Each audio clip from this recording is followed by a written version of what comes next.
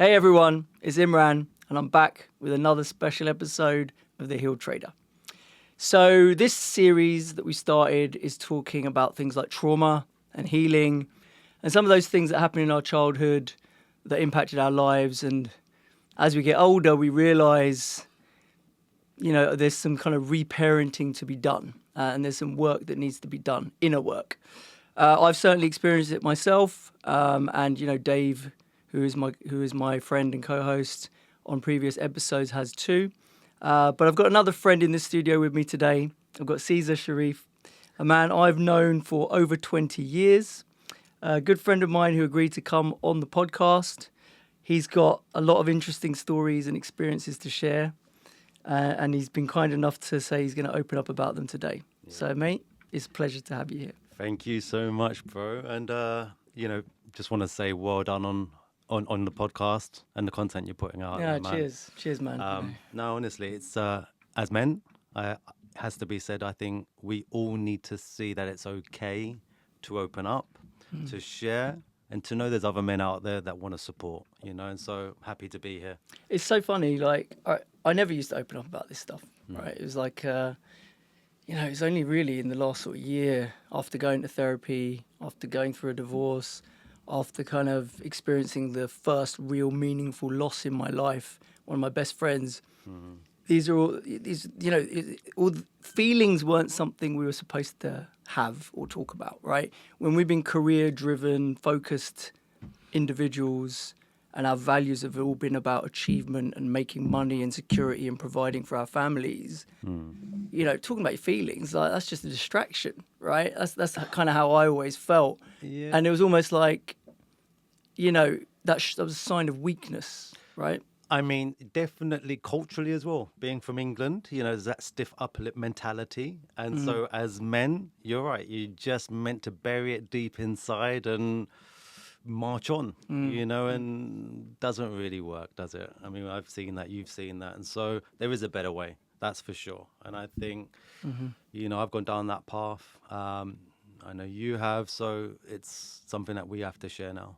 So in the last episode, we said traumas, we mentioned a few traumas, and we said it wasn't necessarily some really bad trauma like, a death of a parent early in your life or physical abuse that you had to endure, sexual abuse, those sort of things, right? It was more subtle traumas, things like rejection, things like humiliation or not feeling like you had a voice to be heard, things like that kind of shaped your character, shaped your self-esteem, things like that.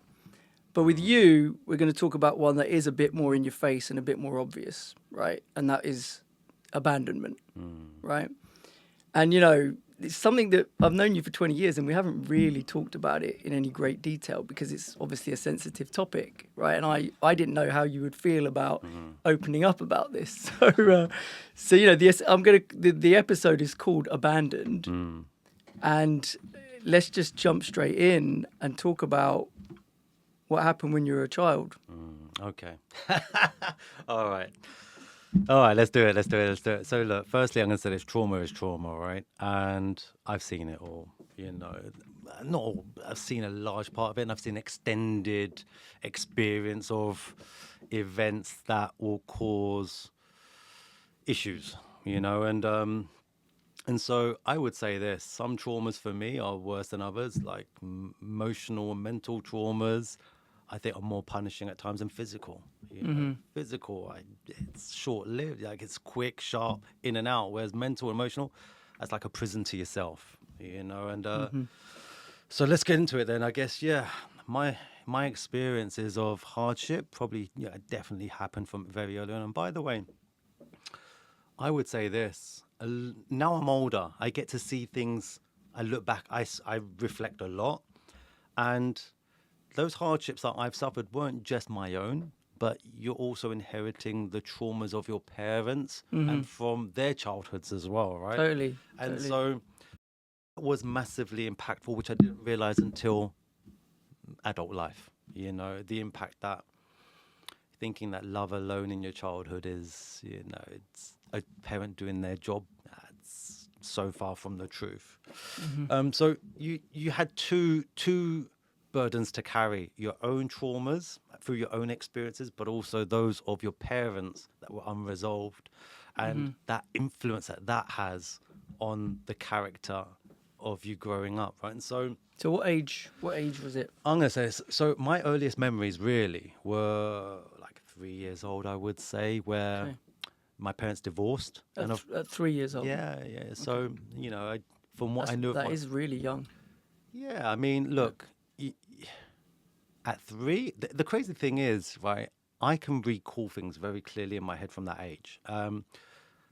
But I can't recall my father from that age. I can just recall traveling around in a strange car with my mum and my brother and just walking in and out of a different house almost daily. And, these, what I didn't realize what they were at the time, but these were like women's refuges. And How old's your brother? he was 2 years older, so 5. 2 years older. Yeah. Okay. And So your mum with 2 kids, 5 and 3, yeah, and going in and out of women's refuges. yeah, we were doing this daily. And what I didn't realize was we were on the run from my father at the time. You're on the run Yeah, well, she was divorcing him. She was trying to get away from him. She because he was abusing. yeah. So yeah, from what I knew of my father back then, he was a very traditional guy, very old school, very abusive towards my mother, and her escape was to run with the kids.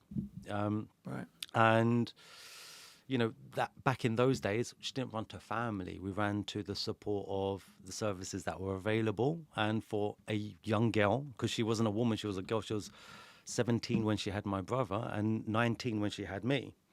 Oh, wow. And like I said, look, So she's 22 years old when this is happening. yeah, she's a kid, right? I mean, Wow. I can think about what I was doing there. I was carefree.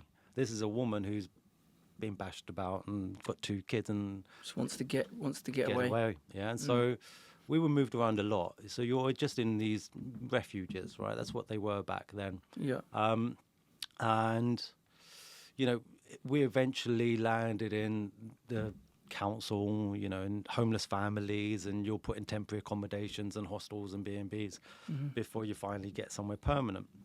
Now, when you're young, you don't really see your life as rich or poor, right? You can go outside and play in the park and kick a football. Yeah, life is Happy. life. Life is Yeah. life, right? But the memories that I had from that stage were, sitting on the floor in a house where there's no furniture, eating food off a newspaper, and looking at your mum as a young kid saying, "Mum, why are you not eating?" And her saying to you, "Oh, I'm full up. I'm okay, I'm full up." Just because you couldn't afford to. Couldn't afford to feed you, right? You didn't acknowledge it back then. But, when you look at that and you think my mum was skinny like a twig and she would eat the scraps that you didn't eat. If there was anything left, she would eat. And that was the kind of... Yeah, I hear that. That was the life that we had back then, right? And so you didn't appreciate it then. But I look back now and those are my earliest memories. And so that becomes a fuel for you later on, by the way, right? So these things either make or break you, right? And we'll get to that, I'm sure. But...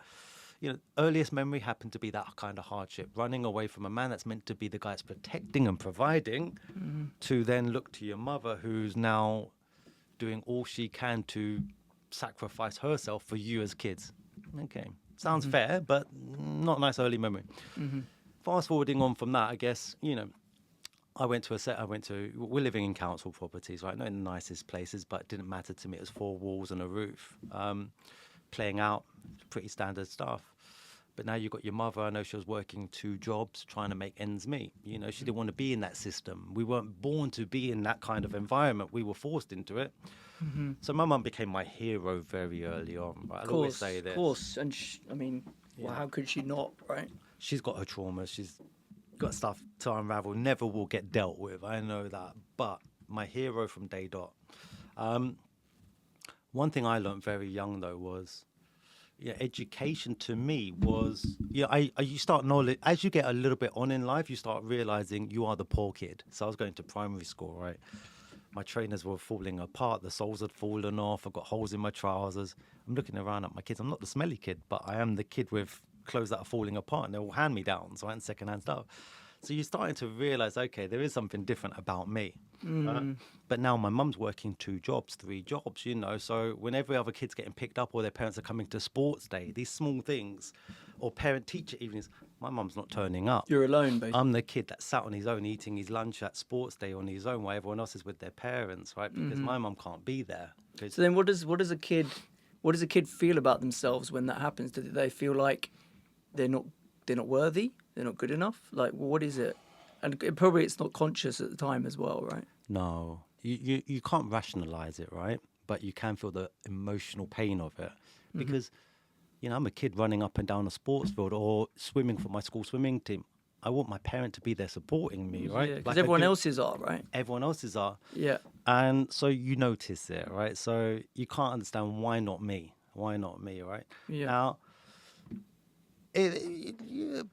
look, those are I can feel those emotions even now talking about it. I bet I can see it, man. I can feel those emotions. Yeah. But mum did what she had to do. And bless my mother, I will say this, right? So she started building her own business. This is where maybe the entrepreneurship in me comes about, because she knew working in a retail shop isn't going to do anything for the family, right? Not in the 1980s. We're living in a horrible council estate. So she built her own business, and she earned enough money to buy us a house. I'm like, whoa, Wow. cool. What business did she do? That was just like a homeware store selling knickknacks for people's homes, but it did okay from what I understood at the time. Yeah. Needless to say, bought a house, moved us into a slightly better area. I studied hard in primary school, got myself into a decent secondary school, but realized very quickly on there, I was the underdog, and so, I'm going to a secondary school where everyone's super smart, from decent families, got cash, same problems.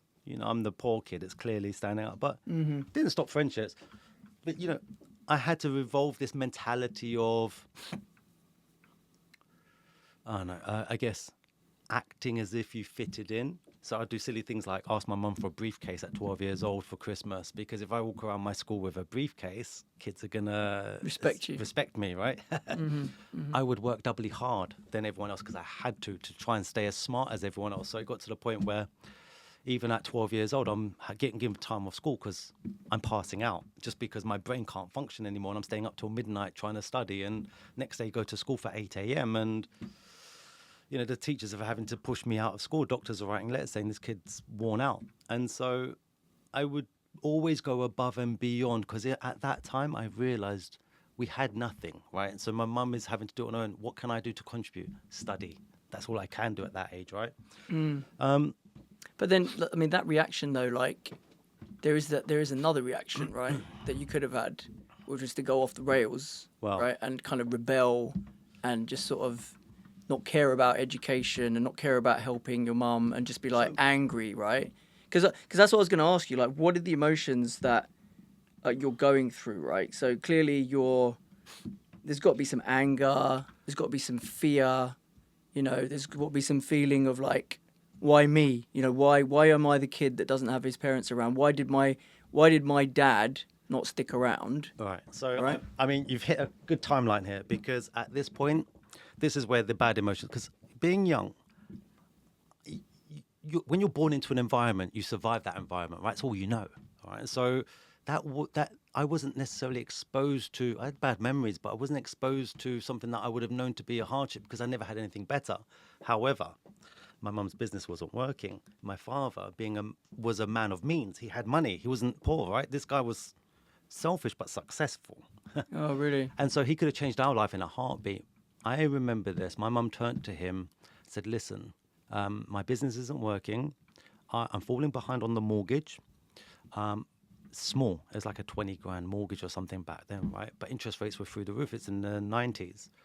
Can you help pay some of this mortgage off, debts that I've got, to keep the roof over your children's home? I haven't seen my father since I was a kid. Don't know this guy. And so what age are you now? 12, 13. So 10 years on, basically. Yeah. Okay. Yeah. And this is the first time she's asked him for help. First time. Yeah. She's reached out to him, not for her sake. She's done everything on her own, right? But she's reached out to keep the roof over the heads of her children. Yeah. Which are also his children. Right? Yeah. And this is a guy that's got cash, not poor. Yeah. Refused it. And the house got repossessed. All right. And so at that point, I lost it. This is where the turning point for me was. It's where the anger kicks in. So before it's not anger, before it's just like, okay, you're just kind of dealing with what's the situation. Yeah. But now you're actually questioning, this guy has the power to fix it all, Yeah. and yet he's making a choice to not give a shit about his children. Yeah. And there's a pebble in the ocean. How do you deal with that? Oh man. Did you want to punch him? Yeah, there was a lot of hate. Did you actually punch him? We'll get to that later on. There does come a point. But look, let's fast forward. So straight back to square one, right? So at that point, house got repossessed. We were straight back to the council, homeless families, living in B&Bs, hostels. My mum was super depressed. We left where we were living in southwest London to move to North London, just in a whole different place, whole different area. No one around us that I knew. I was out of school for I left a school that I loved to end up literally, again, living in hostels. And this time I'm 13 years old, right? I'm sleeping in bed with a baseball bat next to me because there's an alcoholic family sleeping next door, and all they do is kick in the doors. These doors are like paper, right? So I'm like, anyone's walking in at any point. You know, my food weekly was bought by a carrier bag. Someone would just turn up and say, here's your shopping for the week. And you're having bath with ants, and it was just not nice. The back doors just don't shut, so anyone could have walked in at any time. You're basically sleeping like with one eye open the whole time, living on handouts. So this was a life that I hadn't quite experienced for some time, right? I got away from it. My mum picked us up to then have my father take us straight back down. And so, you know, at this point, I'm like, okay, 6 months in, I was off school for a long time because the schools locally in this area were just terrible, right? And so I ended up having to go to a really bad school. And that hurt me a lot because I loved education. I loved studying. At this point, once I went to this school, I hated it. You know, I've turned up 3 years in to a school where everyone's made their friends, and these are the roughest of they're not nice kids. You don't want to be around this kind of kid. And, you know, I kind of shelled out. I just became anything other than the boy that I was. You know, you kind of recreated yourself to fit into an environment, but it wasn't you anymore. Yeah, you're kind of in self-preservation mode, right? Because like, if you show your true self, it's like going to be a sign of weakness, and they're going to pounce on you. Yeah, right? yeah. And it was kind of like that. It was like a fight a day. You know, everything was just a struggle. And so that was hard because, you know, at that point, all I had was still education. And I hated it. My mum was just super depressed. We were living in hostels for about 3 years. My father just didn't care, you know, and I was dealing with that. What did your mum say was the reason that your dad didn't care? No, I'll be honest, I don't think we've ever really unpacked it, but, you know, really? My mum, bless her, is always a forgiving person, you know, and always wants to justify someone's actions or forgive someone's actions, right? So she's a natural people pleaser, but always trying to give second chance. You know, she's the kind of woman that opened the door to the enemy. Whereas for me, I held this deep inside me because this is a guy I didn't know, but everything I knew about him was just destructive and abusive and selfish, you know? So the only experience of a man that I really had in my life that should have been a real figure to me was he kicked your kids onto the street, man. That's tough. You know, when I tell you, like, literally, I was sleeping on floors, you know, just hungry all the time, just nasty. Now being dragged around, having to fight every day to just make it through school. This is the weirdest thing for me. So you naturally think, you know what, I'm getting to that age now where I have to take responsibility, or me and my brother have to kind of get to that point where we are responsible for this family. The man is not going to do it anymore. And so... And was your brother's reaction the same as yours in general? It's a little bit different, actually, because he deals with it very differently, but he knew his father, you know, and so he always had him and his dad, he was a daddy's boy when they were young, and so he had some sort of relationship there with his dad. I never did. For like a couple of years. Yeah, but even later on in life, I think, you know, he was seeing his dad, he cared, like, he wanted to know who his dad was. I didn't. Okay. My mum was my hero, and that's all that mattered. You had your chance with me. That went. Yeah. You know, and this guy at any point in time could have just stopped the hardship, you know, and turned it all around. So he didn't care to do it. Or he cared more to hold the money for himself, to hold his, you know. What did he do, by the way? Why was he so rich, or why was he so wealthy? Just out of interest. When he came to England, he opened factories making shoes. That was his trade. Yeah, and so made them shoes for like the high streets. And I can't say he always stayed on the straight path. I think he swayed at times, but he did well. He did well for himself, but kept it for himself. But it's so hard to relate to this because I'm going through a divorce. My kids are 7 and 10. And literally the only thing keeping me going last year was the closeness that I had with my children. Right? Your life, it feels like your life's falling apart. You never expected to be in this position 17 years into a marriage. And then the thought of walking away from them, I just can't get my head around it, right? Like, I just don't know what kind of human being can do that, right? And so, I mean, obviously, thankfully, neither of us would be that sort of person. But like, when you know that your dad is that person, how do you deal with the hatred that you feel for that person? Like, how does that manifest? Like, because obviously, there's no point, there's no upside in you beating the crap out of him, right? Okay, maybe there is, I don't know.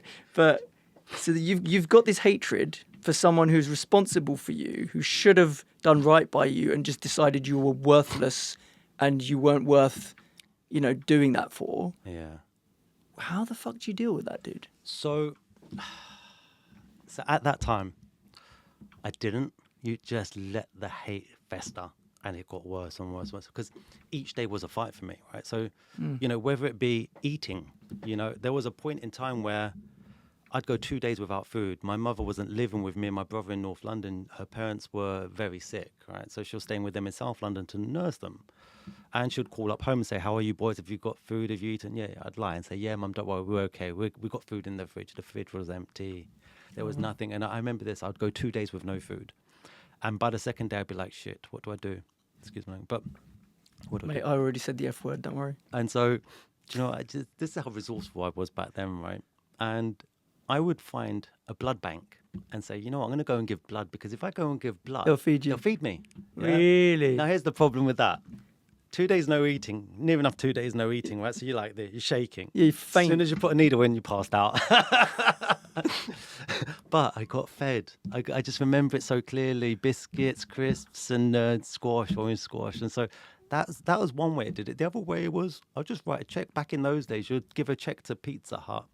And the check was always going to bounce. But I'd get some food, right? You pay for your food with check that's going to bounce. Check, knowing that it's going to bounce because I had no money in the bank. Of course I don't, right? But even just getting to college back then, I remember this, man. And I couldn't afford the bus journey from my house all the way to the college. And so I would have to walk like 2 miles before I could finally afford to get the bus and then finally get it from a spot where I could afford it to make it to college and back again. So there were challenges, right? Every day you come in.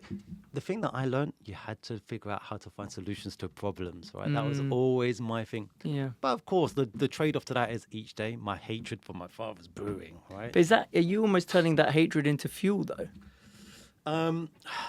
Yeah, listen, I'll always say this, I'm fortunate in the sense of I could turn my hardships into my biggest assets. Yeah, and this came down to, I remember reading The Art of War one time, and I was probably about 17, went to the library, rented the book, and I remember one of the lessons in there was like guerrilla warfare, make your weaknesses your strength. And so I always knew I could survive. In any situation, I've had to survive it. And I've had to survive without the one thing that every young man needs, which is a good, strong father, And so you get to a point where you either going to survive or you're going to go the other way, right? And just accept your fate. And it was never going to be me because I loved my mother too much. And I wanted her not to be in that situation. And so, because she took it worse than all of us, right? She wasn't just dealing with my father's issues. She was dealing with her whole life of issues as well, which is just a whole different animal. And so I'd say this, very young, very early on, you become resourceful. And you start thinking about what's important to you, what is your sort of morality, and what are the rules you live by. Yeah. And when it came to my father, for instance, this hatred. So actually, the father situation gets even worse, by the way. So my mum, being the forgiving woman she is, she decided at some point, I must have been about 18, coming on 18, that me and my brother need our father back in our life. To my brother, this was a great idea. At the age of, you were 18? 17, 18, something like that, right? And so... So 15 years after you walked out. So to me, this man's a ghost, right? And so when I needed him... I'd say more a devil, no? Yeah, well, when I needed him, he wasn't there. Yeah. Now... He used to come over to the house, and I hated this, right? So we'd cross paths on the stairs, not even acknowledge each other. He was very old school and believed that because he's biologically my father. Yeah, you should show him respect. And to me, I'm like, you haven't earned this respect. No, exactly. You put me in the gutter more than once, right? The opposite of respect is you buried your children into hardship. You've put us into a world where we never needed to be because you worship money over family, right? Yeah, it's crazy, crazy mentality. And so you want me to acknowledge you? No. And rather than show him he was my enemy, I just treated him as though he didn't exist. Okay, now one day, here's the worst part. I'm sat down. I remember this clearly. I'm sat in the living room. I'm on the sofa. My mum is sat to my left. My father sat on the right-hand side on an armchair. They're arguing. My mum and my dad are arguing. And he got up out of his chair. He's a big guy, by the way. It's not small. He got out of the chair, walked straight past me. And I remember this. I'm reading PC World magazine, which was like my encyclopedia back then. And I had these glasses on. I was a geeky kid, right? And he walked straight past me, walked straight up to my mother. I'll never forget this. Put his hand round her throat and started pummeling into her. What? Yeah. And this is where, I mean, we made a joke about it earlier, right? But the first fight I ever truly had, and you got to remember, this guy, I had hatred for him. But to look over, I remember just looking over like, this isn't really happening. This big guy leaning over my mother, the woman that is everything to me. Yeah. Did he not think you were going to have something to say about that? It's the mentality of the man, right? So I just remember calmly putting the book to one side, standing up, taking my glasses off, and I went for him. And I went from like, I'd never ever dream I could go for another person. I bet. The rage inside you all came out, right? Oh my God. I offloaded badly and it became a war. But the funny thing was, he went for me. It wasn't a one-way thing. He came back at you. He came back. We were rolling around. It was a war, a real war. You've never told me about this. Yeah, and my brother had to jump in. My mother was screaming. They were trying to tear us apart. That day, he left the house straight after that, never came back, never saw him again. Now... So from that day onwards, me and my brother had to man up, right? That's where we had to really take control of the situation. Say, you know what, this man's gone, done for. My brother still had a relationship, by the way, with him, but that's my brother's relationship with him. He kept it respectfully, kept it away from me. I never asked about it, never knew about it. Fuck. Yeah, and then that for me, you know, and I'll always say this: the one thing I will thank my father for all the wrong reasons, he forced me to have to figure out how to not just survive, but how to really make your way in life, you know, not allow anything or any situation to hold you down. You know, really just, you know, resilience. Resilience, man. Really, resilience, you know. And I think in those situations when you know you can survive something, not just survive, thrive in a situation, come out always on top, nothing. You know, in a weird way, you do end up with a bit of a chip on your shoulder. This you've got to manage, but that self-belief, that in itself is so powerful. You know, you become impenetrable. But we know there's trade-offs to that, which is the abandonment. You know, when you've been betrayed and let down by the one person or one of the two people in your life that are always meant to be there, and it hasn't just happened once, twice, 3 times. You know, you're in a situation. Yeah, it's But I mean, I guess so. Really, the self-worth was all coming from your mum, basically, right? Like, because the way I would have thought, there would be a risk that there would be low self-esteem, there would be low self-worth, right? And to have that resilience and make it in the world, I feel like you have to have something that tells you that you are worthy, right?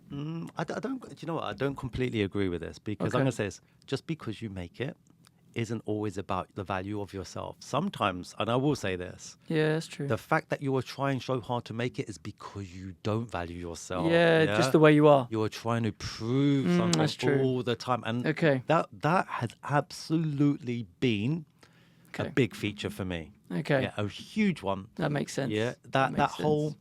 Okay. So then the self-worth is still something you are working on, I guess. Yeah. Right? I mean, finding your true self is definitely something very recent in my life. Absolutely. Because Okay. if I look at my adult life now, so the fact that, we went through similar paths, right? I managed to find my way into the city and build a career through that and then stay within financial services, all that stuff. But really, it's even doing that and even half that journey, even my work journey, has it always been true to me? Has it always been me playing up to the environment around me? How do I want to be perceived? How do I want to be seen? Right. That chameleon mentality, it works, but it's not always a good thing to do, right? Just always becoming what people want you to be. Yeah, because you can get further away from yourself. Right. You do. So here's the trick to it. Being a chameleon is fine if you know who your true self always is. Yeah. So always know when you're coming back to your true self. But being a chameleon and losing who you really are and just becoming that person who survives in situations and plays up to the environment and plays up to the people around them, you become a people pleaser.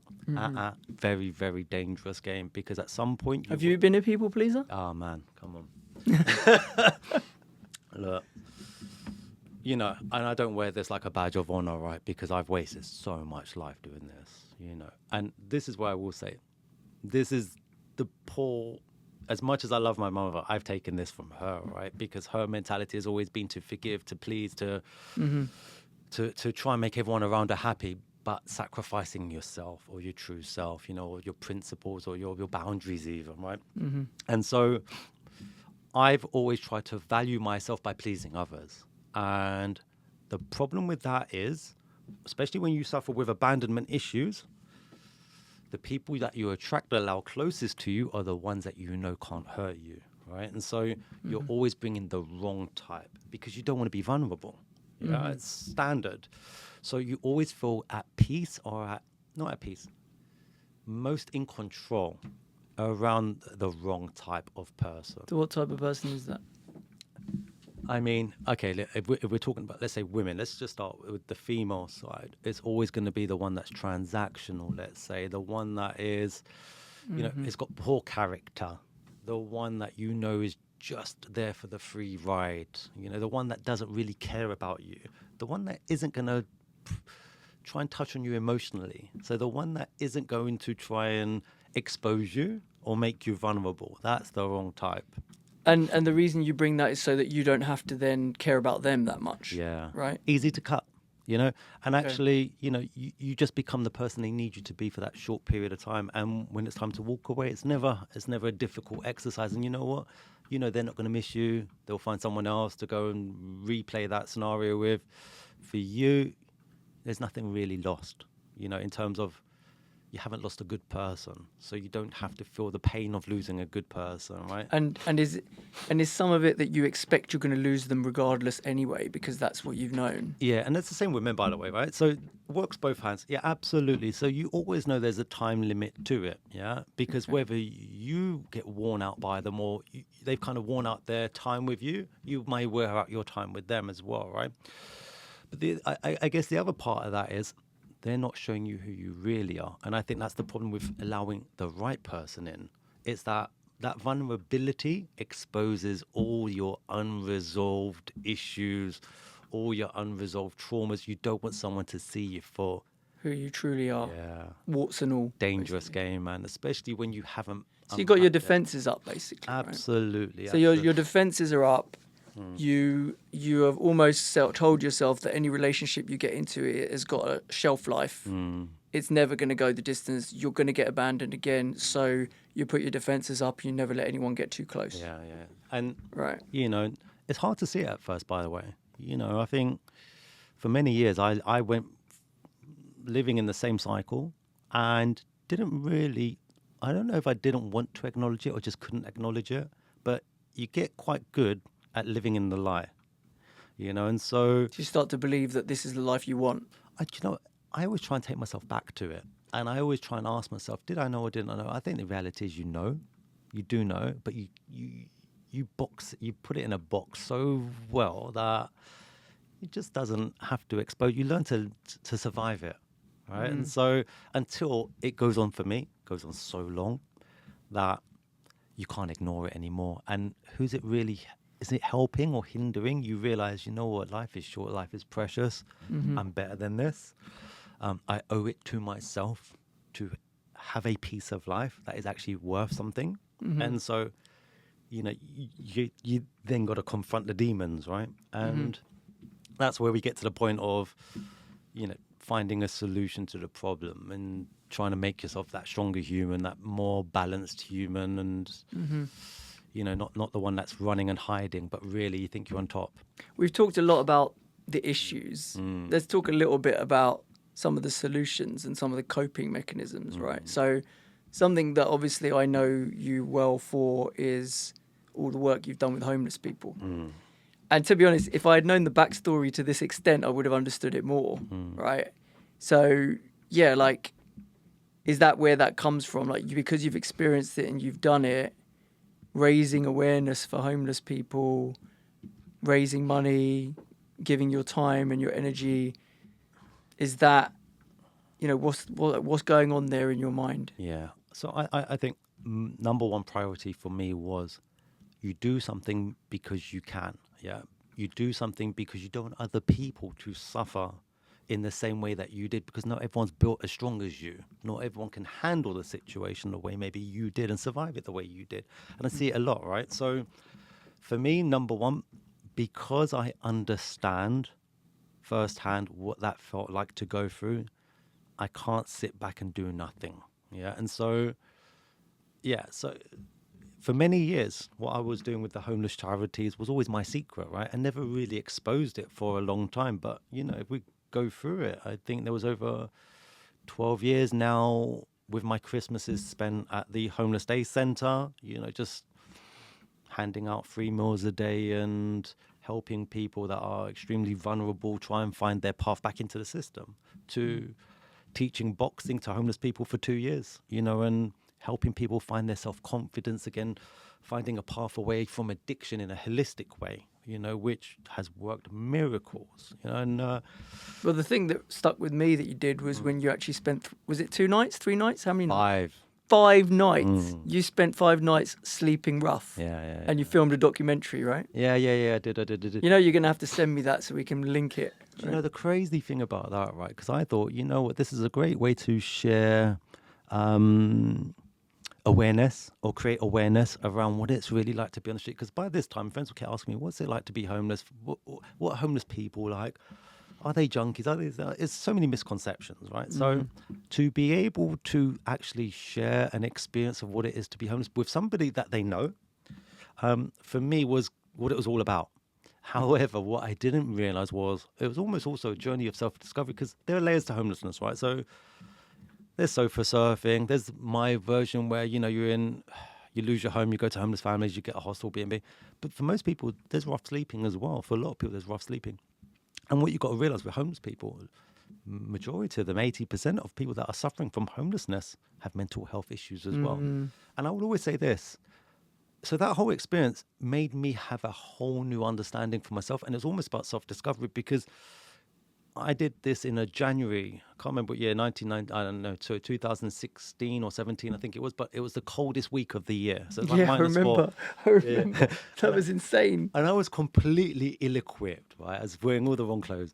And I just remember laying out there at 2 a.m, couldn't sleep, and how quickly sleeping on the street in cold weather grips you and takes over you, right?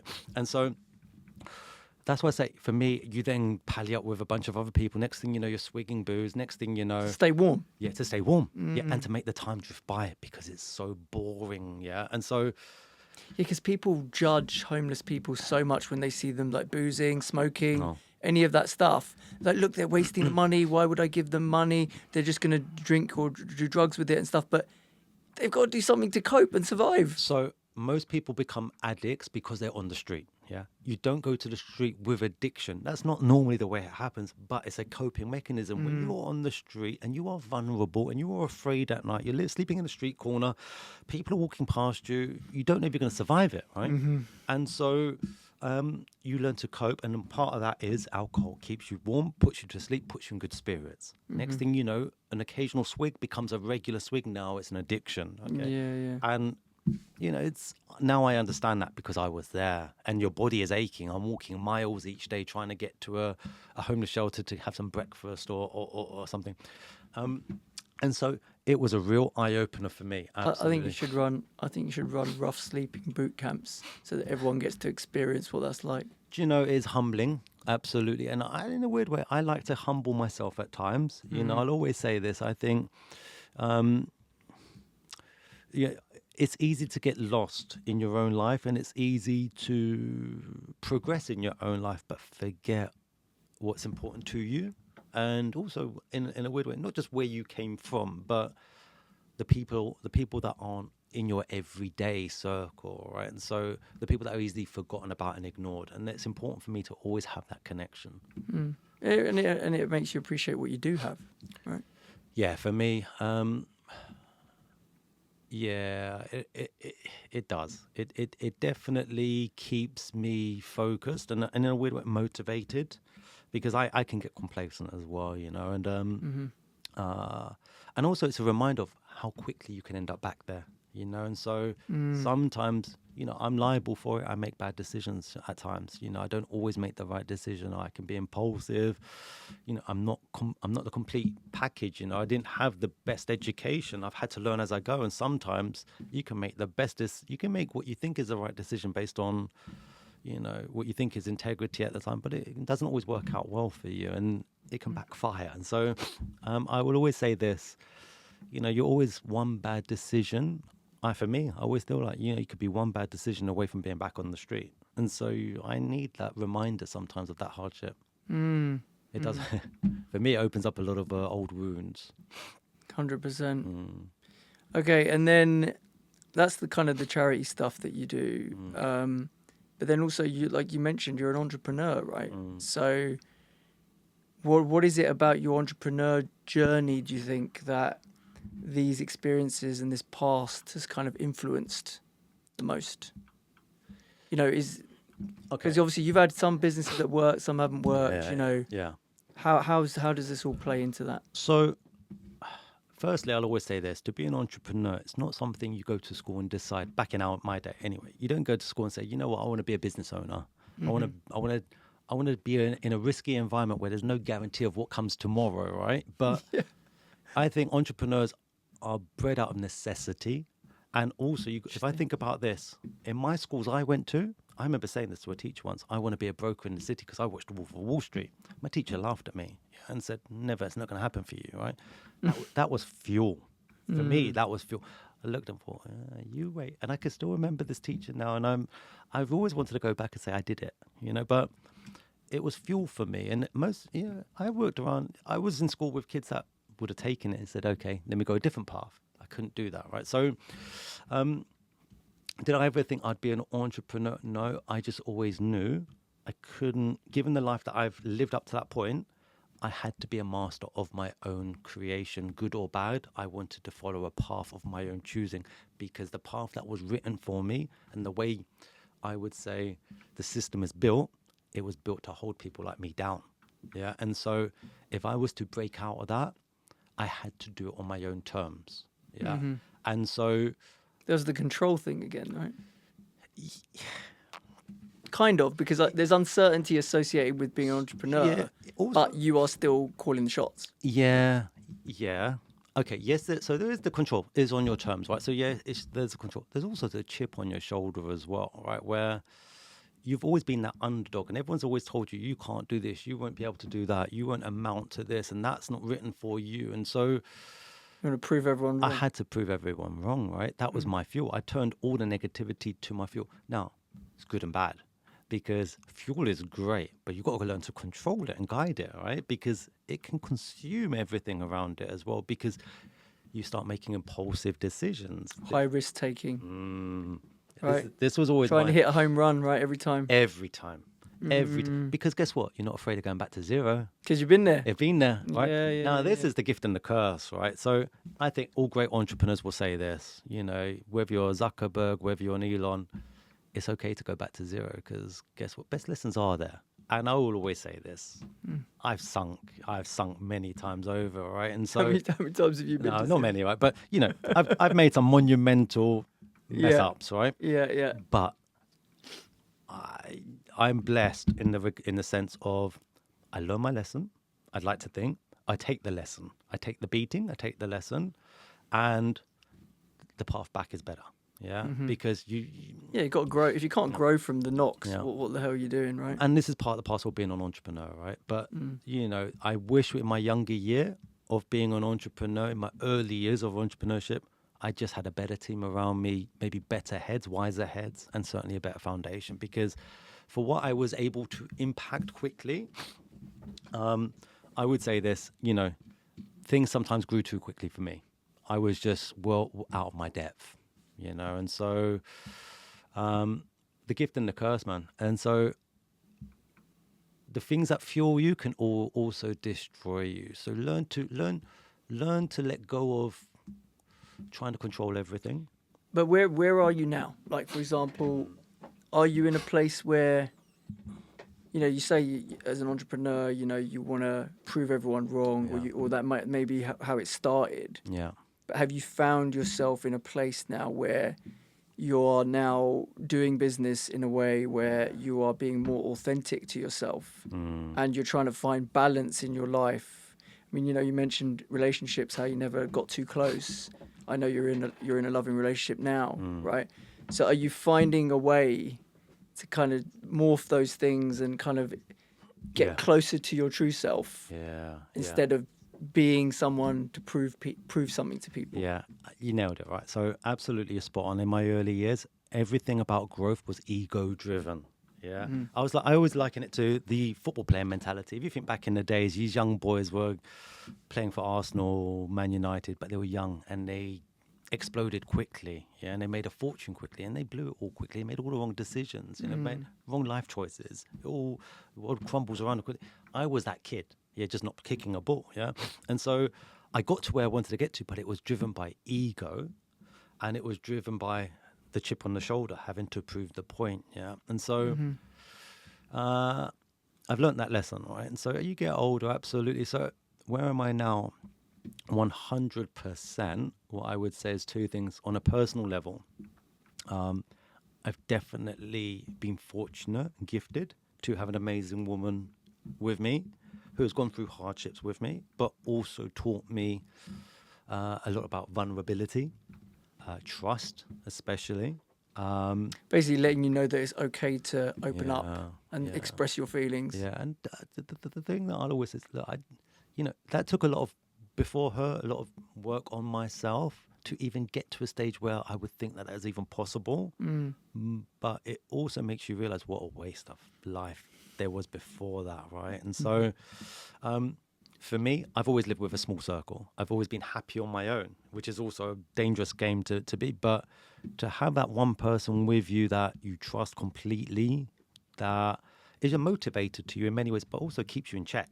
Because sometimes even I still need, someone that keeps me honest and keeps me in check. And so, amazing fight. But you have to be willing to hear that. Yeah. It's all well saying someone keeps you in check, but if you're not willing to hear it, you're not willing to look at yourself and see it. I mean, I'm talking from my own personal experiences, right? Yeah. If I got called out on shit, I'd be like, you don't know what you're talking about, right? Do you know, Imran, and I say this as mates, yeah? Because we have this discussion, like, I always fear the friend who just smiles in your face every time you're with them, right? You want the friend who's going to sit down with you and tell you you're wrong when you're wrong. Call you out when you're slipping up, right?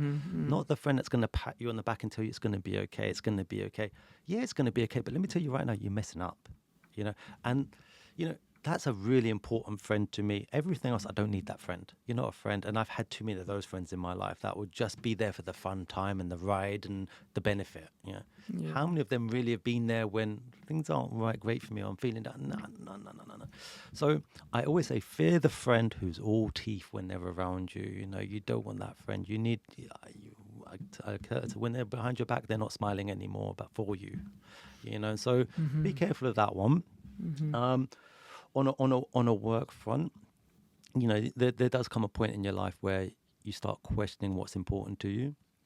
And I'll always say this, wanting to create something that creates financial freedom, or wealth, that's not a bad thing. Biblically, it's not a bad thing, but it's the path that you choose to go after that's important. And so, absolutely, I think what is really important now in order to stay authentic is your heart and your integrities need to be aligned. And that transitions in both work and it transitions in both your personal life. If you can align what is important in your heart and have that tally up with your integrities, you're always going to be on a good path. I got one last question. Do you think you're ever going to find it in your heart to be able to forgive your dad? Okay, so I actually have. And so this was one of my greatest lessons in life, right? So my father was dying and he had cancer. And I actually didn't believe it at first. And my mother sat me down one day and said, look, just so you know, your dad is in hospital. He's got late stage cancer. He's got days to live. He wants to see you. And I was like, yeah, whatever, and I don't know this guy. It's okay. I don't believe it, blah, blah, blah. I was cold to the idea. Now, for me as a person who's always cared for other people around me, right? Friends need help, I'm there for you. Family need help, I'm there for you. Build a business, bring in all my family, bring in all my friends. And everyone needs a job, no problem, I got you. No food on your table, don't worry, I'm feeding you. I've always been the first to step up for anyone that needed it. But to this guy, I'm cold. I'm really cold. And I couldn't find it in my heart to say, I'm going to be there for you. However, my mum pleaded with me over there, said, please, come to the hospital. And so I went to the hospital, but I walked in, saw him in the bed, looked at him, just walked out, all right? I still had too much hate in me at this time. And I couldn't see a man that was dying. How long ago was this? No, we're going back like 6 years, I think. Oh, now. okay, it's been that long. Yeah. Okay. But I didn't see a man that was dying. And I just couldn't get past my own self, right? Yeah. Now, the ego. Yeah. Here's the great thing. About a week goes by, and my mum sits me down again. And she's like, look, he is dying. And we don't know, it's any moment now. You need to let him go in peace. And she said, and my mum, I don't always listen to my mother, right, by the way. I've always been one to do everything on my terms.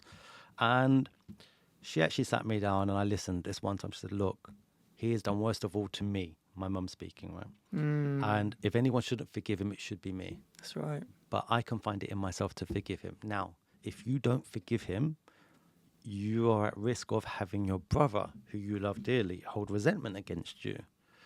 So if you can't do it for him, do it for the people you love, me and your brother, because we have a future. We have our whole lives ahead of us, So, wise woman. I listened. No, She's a lo and wise behold, woman. here's the crazy thing, right? So I listened. So I remember this. I said, okay, look, I'm going to go and phone him. So I went to the pub down the corner. I need a beer before I do this, right? Because there's everything inside of me. I'm having to bury my own emotions about this guy. And I say this, hate is a very strong word I don't like to use. But I had hate for this guy, real hatred, because my whole life had been a suffer. Even working is a battle every day, right? And I wasn't always getting it right. I was blaming him for every bad decision I ever made. Anyway, I phoned him up. I was like, Dad, weirdest thing for me to say, it's me.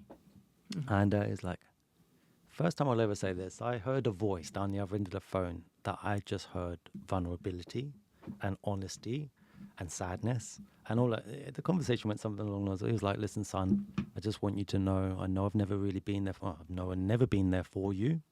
I failed as a father, I failed as a husband. I don't deserve your forgiveness, but I want you to know I love you with all my heart. And I'm sorry for the life that I've put you through.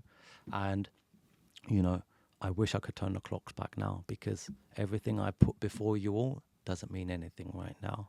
And, I want your forgiveness. And I thought, okay, wow. This was the conversation I never expected, by the way, right? In my head, I've played out these conversations over and over again. And it was never this conversation. This was the guy I used to walk around the streets trying to look for to beat him up. Right? It's like it's really bad and dark. So I was like, okay, Dad, listen, I forgive you, and I want you to know I love you, and it's okay. You don't need to worry anymore. You and me, we're good. And I could hear him crying down the phone. It's like, look, son, just please, I know I've got no right to ask, but before I die, I would like to have one meal with my son. You know, I'm a Turkish family, right? It's a big thing. And so I was like, okay, I'll come and see you tomorrow. I'll call you in the morning. We'll go and have a lunch together. Yeah. First meal for me and my dad. Ever? Ever. And, Wow. First and last. yeah, and whoa. Okay. There's a punchline. So we put the phone down. I'm sat there, I'm like, whoa, a weight had lifted off of me. Like when I say that release, Yeah. because I got rid of my hatred in that minute. And actually I saw a side of this man that was human. Yeah, I saw humanity in him. I saw Because you'd built him up as this devil, right? This hanging over you. Yeah. And so there is a real lesson in this, right? But that night he went to bed. I got a phone call 5 o'clock in the morning from my brother saying he's dead on the floor. Oh, shit. Yeah. So you didn't get to have the meal? No. But you gave him the peace so he could go. Yeah. That's the weirdest thing, right? So, I mean, he got his peace and he died that night. And I went to saw him. I saw him on the floor dead. You know, we buried him. And I will say this. This is why, for me, I will always say this. Look, one, my brother loved the fact that I did that. My mother was obviously thankful that I did that for me. I never expected this to be for myself, right? Because I thought I'm doing for others. The fact that I took that stance, that stand, and that step forward to put the olive branch out and put aside my personal feelings, which are justified, by the way, but 100% justified. put it to one side and say, I'm going to be the bigger man in this situation. Yeah. I'm going to forgive because, you know what, I don't want to carry that with me. Yeah, I didn't think about it. But wow, if I didn't do that, to this day, I would be carrying hatred. And I would say this, I go to his grave often. Yeah, I don't tell anyone I go, but I go and I talk to my dad. Wow. It's the weirdest thing. I feel like because I saw that side of him, I can now see him in a completely different light. Yeah, and so wow, that's incredible. It's almost like he didn't even get the chance to fuck that image. So it's like once you let your anger out, once you forgave him, your image of him changed, and then he literally died the next day. And now that image of him is the one that you talk to when you go to the grave. Yeah, right? 100%. And that actually gives you strength. Yeah, it's crazy. It is really, I mean, it's hard to really comprehend, but yeah, it is exactly that. And this is what I'll always say to everyone that asks, you know, I hear it a lot from people say, oh, I hate this, my mum, I hate this, blah, blah, blah. I'm like, you know what? If you've got a day where you've got a chance to call them, even if it is just to tell them why you're upset with them, you know, just get things off your chest and try and find a better foot forward. Trust me, if that day's gone tomorrow, you're going to regret it for the rest of your life. And I have a lot of regrets in my life, but there are some that you just don't want to carry, right? And so, or listen, you can't turn the clock back. So if you have a chance today to get rid of something that you're carrying that's hurting you, it may not be hurting that other person, but it's hurting you. Yeah. Get it off your chest. Exactly. That anger that you're holding is doing more damage to you than it is to the person that you hate. Dude, I was in my own prison. Yeah. It was killing me. I had no idea of all the other areas of my life that it was hurting, right? Yeah. But of course, relationships, 100%. Addictions that I was, you know, using to detach myself from reality, you know. Yeah. Recklessness in my decisions of working life. Okay, so now that was supposed to be the last question, but now I'm going to have to ask you another one. So since you let that go, since you let that anger and resentment go, so, you know, what has the impact been on your life? Like how is that then translated into how you now live compared to how you lived before? So, look, I would say this. The immediate power of that release of weight that I experienced during that one phone call made me realize that there is a lot more that I need to deal with. Yeah. And, you know, I don't want to be my parents, my father or mother. You know, my father made many mistakes. He left it too late to make right his wrongs, right? My mother, bless her, has gone through trauma after trauma after trauma. I don't think she'll ever unravel it, but I can't be that person, you know? And I always says, as parents, I'm sure you'll get this. As parents, you become the parent for your children that your parents should have been for you, that you needed them to be, right? Yeah, because you learn from the Their mistakes. right? Yeah. So one thing that I learned was, now I'm an adult, I got to take responsibility for me. Yeah, I can't outwardly blame them for the man I am today anymore. I've done that most of my life, just outwardly saying I am doing this because you did that to me, and it doesn't work. No one cares to hear it, right? No one's going to fix you but you. And so, because I saw firstly the power by accident of that one experience and the positivity that came from it, I now, dare I say, was addicted, but I now believed that there's more that could be done. So I guess for me, that's where, I'd had to sit down with my mum again, and she's like, I want you to go to therapy. I was like, Mum. So that was the start of your therapy Yeah. and your journey of your growth. It kind of was, because I think I had a breakup as well at the time, which didn't work well for me. It was kind of hurting me a bit. I wasn't in the best place. And my mum sat me down and says, look, you've gone through a lot, and I want you, if my mum asked me, I'm going to do it, all right? It's just like, I want you to go and do this. We come from a family where you just don't share. Yeah, my mum won't do it. I begged her to go, tried to coaxing her into it. She won't do it. My brother, I don't know what the hell he's up to, but, we just don't talk about these things. And so I thought, I'm going to do it. And I found a great guy. And, it was a clinical hypnotherapy, not clinical hypnotherapy, wrong thing altogether, integrity in CBT, cognitive behavioral therapy. And one of the best things I ever did. I mean, I will say this. So I remember going in there saying, listen, I'm a broken guy, I'm traumatized, I'm wrecked, blah, blah, blah, blah, blah. Not knowing what to expect, right? But, I sat down, gave him my life story for an hour. Bit deeper than we're going right now, by the way. But certainly I gave him everything, right? First thing he said to me at the end was, and this guy was great because he would give back. Yeah, he wasn't just listening. He was coming back. But, you go through that process of finding the trauma, finding the trigger, and then I guess the action that you take because of it, right? Things that I learned very quickly were, one, you're not broken. Yeah.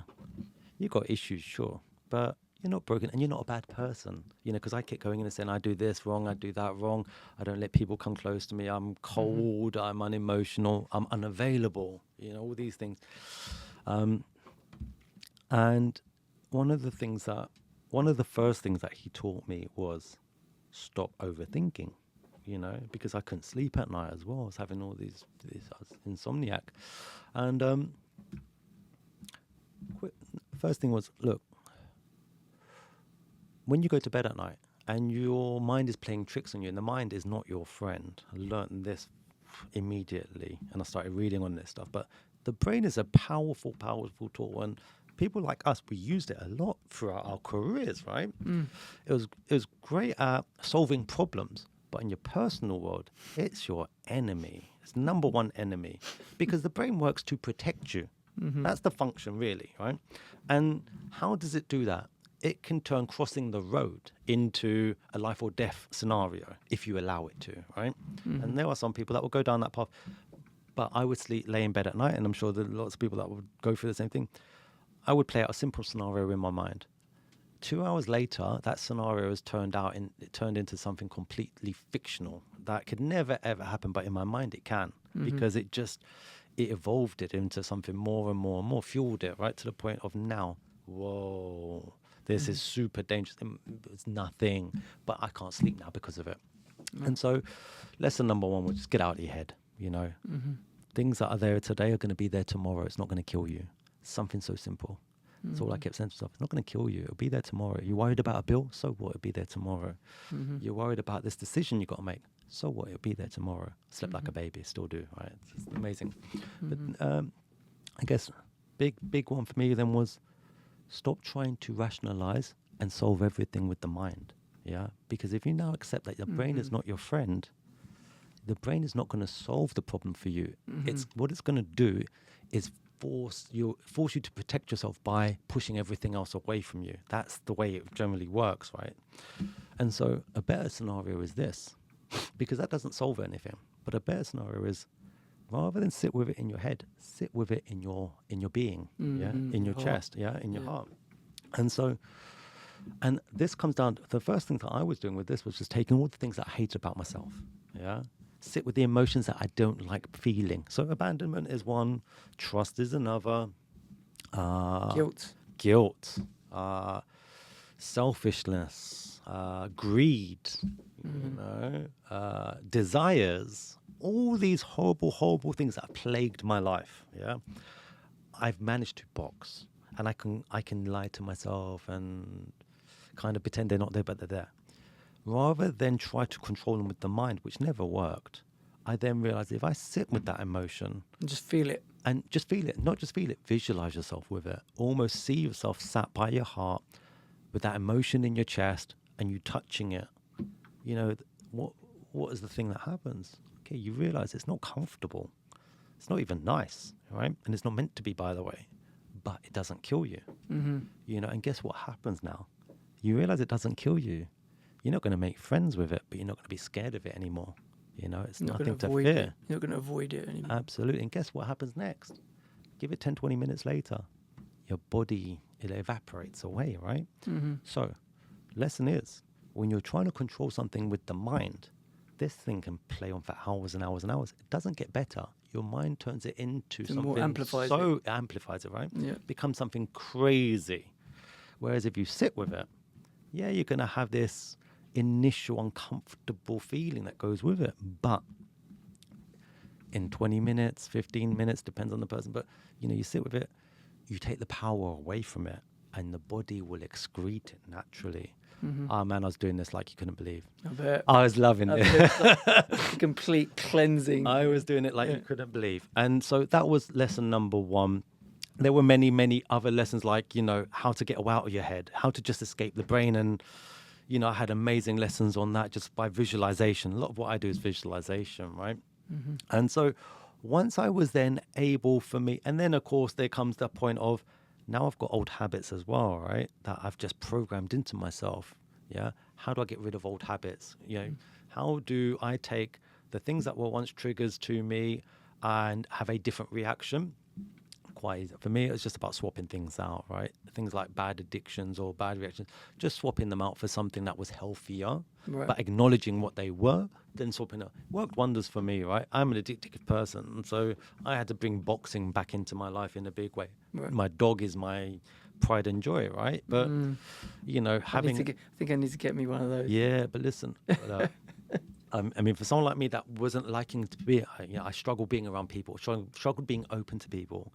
My dog was a great lesson for me with that because, yeah, with a dog will always love you more than it loves itself, and it's unconditional and it's, you know, unrelenting, and so doesn't have an ego, but that has no ulterior motive. You know, it just loves you, and so I always found it was easy to love it back. And once you realize you have the capacity to love in that way, then it was just a matter of transitioning that to a human. to a human. Yeah, but my dog is my biggest teacher. Yeah, I'll always say it really is my biggest teacher and my best friend. And so he's been my rock along the journey, and he's been along the journey with me. Coming back to some of the lessons, but one of the biggest things more recently now, because it's one thing dealing with your previous traumas, but coming back to the authenticity part, right? This is like coming into advanced level now for me was, you know, how do I figure out who I really am? You know, and what's really important to me? Yeah. And I'm a visual person. So one of the things that I learned to do, you know, because one of the things I used to say to my friends was look in the mirror, you know, and be honest with yourself. But I'll be honest with you, not everyone can do that. Not everyone can look in the mirror and still stay truly honest with themselves, because the reflection of you is enough to make you want to lie to yourself, all right? I find it takes a very disciplined mind to be able to affect that. However, there is another way and a better way that I like to use, which is I rewind my life in my mind, yeah? And so once you can't go back in time, really, you can in your mind rewind it to a point in time where you liked yourself the most, yeah? Where you were the nicest, the best version of you. So for me, it's going back to an early childhood time, 10, 11, 12. And be with that person and ask your younger self, your better self, who am I? The big questions. Who am I? What is important to me? You know, what is it I'm not proud of? Yeah. What is it that I need to change? what is the life I want to live? You know, what will make me proud? Yeah, and listen to what your younger self will tell you. And I tell you honestly, that younger self won't lie to you. You'll hear the truth come back. Yeah, and that will give you all you need to know at that point. You know exactly. You're hearing your own voice, but from the better end of where you were in life, right? And so I do that a lot. You know, so I sit down, mindfulness, you know, I go into my own little state of meditation, and I just rewind time. You know, and I go back to myself and say, are you proud of me? Am I doing the right things? You know, what path should I be on? You know, even I got a decision to make. What decision? How should I be going with this? And I find for me, that keeps me honest, because that little person there is not the one I want to disappoint. You know, because that was my purest version of me. I can't let that one down. And so that is my powerful tool for finding who I am today. That's good stuff, man. Yeah. We all got to find our own coping mechanisms and our own sort of ways to center ourselves and ground ourselves and find the path that is our true, authentic path, right? I mean, everyone's got their own ways of doing it, but I really appreciate the way you shared that. Hopefully it will help some people who are struggling with these sort of things. Listen, it's never going to be easy, right? And I don't care how well balanced you are and how well put together you are, because life is not easy. It's not built to be easy, right? The world around us is always going to be a difficult place to maneuver and navigate. I think one of the key areas for me that gives me some makes my days easier is the control thing. I've had to learn to let go of control and understand that control is an illusion. There are only 3 things in my world that I can control, which are, I guess, my thoughts, my words, and my actions. Outside of that, there's nothing in my control, right? And so every day you're going to have to make 1,000 decisions, you know, and each of those decisions are going to lead on to another decision to be made. If your decision making is reliant on outcomes, and most people's outcomes are positive, negative. Is this outcome going to benefit me? It could be financial, right? Or is it going to take my career on a better path? Well, that doesn't always align with your integrities, because something that benefits you financially can be the shortcut road, right? Which can be illegal, for instance, right? So it doesn't always mean it's aligned with you. And guess what happens? You don't know the outcome is going to reward you in that way. So if you've made that decision unethically and it still doesn't have the reward that you expected, you're now in a worse position. And guess what? You've got to make another decision, but you're now having to bury that bad decision. So decision making should be really simple for me, which is just base it on your ethics. Base it on, will you be proud of the decision you made or not? You know, would the people that are important to you be proud of your decision or not? And I would always say this, you don't need laws to tell you right from wrong. You know, your own ethics should be enough for that. We all know what right and wrong is. And if you follow that path, there is no such thing as a bad decision. So you can let go of control at that point. You know, because control is an illusion. Outside of you, it's an illusion. And so follow the path that is guided by your morality, your ethics, your integrities, and your heart. Yeah? You'll always stay authentic. And guess what? That path will always most likely end up where you expect it or where you want it to end. But if anything, it may take you on a better path. That for me is a very, you know, I've simplified my life so much. And it's just worked wonders. Mate, I think we're going to call it a day, but you definitely seem like you're in a good place. And, you know, I've had a few chats, deep chats with you over the last year. That's why I thought it was great to get you in the studio. But thanks for opening up, bruv. Man, appreciate it, bro. And I hope people enjoyed the episode. You're not going to get this, you would never hear this anywhere else. But listen, I think that's what's important, right? Because I hear what you're doing, and I kept saying to myself, you know what? This guy's put himself out there, you know, and we've all bottled stuff up. Or I've bottled stuff my whole life. And sharing is so important, but sharing with the right people. You know, sharing with people that are championing for you.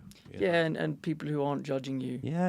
Right. And listen, if someone can hear this and someone says, you know what, there is a better way forward. We've all lost friends to all the wrong reasons. And so it could have been me. at any point. I've been in dark places, and you've gone through your challenges, right? And so, you know, there's just there is a better way forward. And so what you're doing on your platform is amazing, Thanks, man. and happy to have shared, and I just hope, people get something from this. Yeah. All right, guys. Thanks for watching. It was a longer episode this time, but hope you enjoyed it. Catch you next time.